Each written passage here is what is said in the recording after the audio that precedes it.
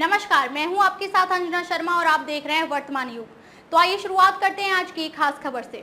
कांग्रेस के बड़े वादे का बोझ बड़ा भारी, 10 किलो अनाज से अर्थव्यवस्था और बाजार में आ सकता है असंतुलन। चुनावी मौसम में राजनीतिक दलों की ओर से लुभावने वादे तो किए ही जाते हैं, लेकिन कांग्रेस ने जो बड़े वादे किए हैं उसका आर्थिक आकलन आशंकित करता है।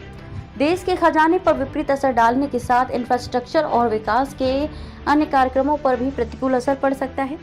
गरीब महिलाओं को सालाना 1 लाख रुपए, शिक्षित युवाओं को कौशल विकास के नाम पर सालाना 1 लाख रुपए एवं 80 करोड़ गरीबों को प्रतिमाह 5 किलोग्राम की जगह 10 किलोग्राम अनाज देने के वादे से बजट पर लगभग 13 लाख करोड़ का अतिरिक्त बोझ पड़ेगा। चालू वित्त वर्ष 2024 और 25 में सरकार पहले से ही विभिन्न सब्सिडी के मद में 3.81 लाख करोड़ रुपए का वहन करेगी। इनमें मुख्य रूप से 5 किलोग्राम अनाज, मनरेगा, कम कीमत पर खाद एवं किसानों को सालाना 6,000 रुपए की मदद जैसी योजनाएं शामिल हैं।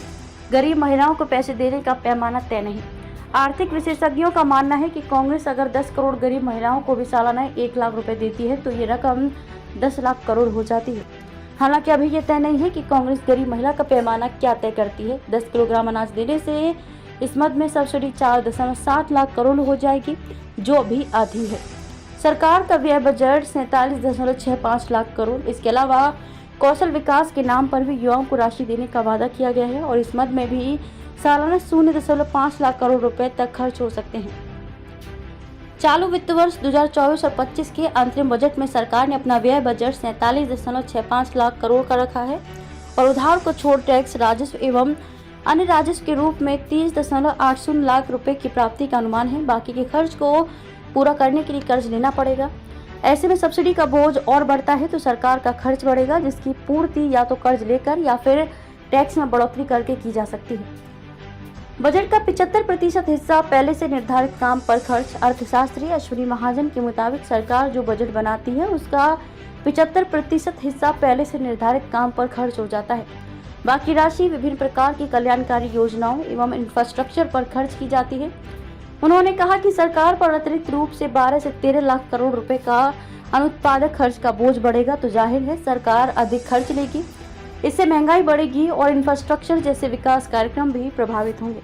अर्जेंटीना, वेनेजुएला ने भी इस प्रकार के कार्यक्रम चलाए। अर्जेंटीना, वेनेजुएला जैसे देशों ने भी इस प्रकार के कार्यक्रम चलाए थे और उसका नतीजा ये हुआ कि इन देशों की आर्थिक स्थिति दयनीय हो गई।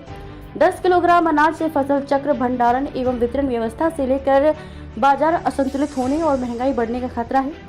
न्यूनतम समर्थन मूल्य MSP पर विचार करने के लिए बनाई गई शीर्ष कमेटी के सदस्य डॉक्टर विनोद आनंद ने इसे विपक्ष की नासमझी बताया है।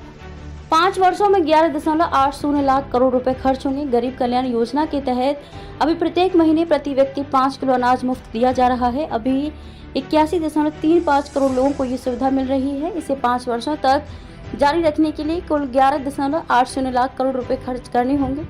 इस हिसाब से 2.36 लाख करोड़ रुपए प्रतिवर्ष बोझ पड़ रहा है, जो कांग्रेस के वादे पर अमल के बाद बढ़कर 4.72 लाख करोड़ हो जाएगा। खबरों में अब तक के लिए बस इतना ही। फिर होगी आपसे मुलाकात कुछ ऐसी ही खास खबरों के साथ। तब तक के लिए नमस्कार और देखते रहिए वर्तमान युग।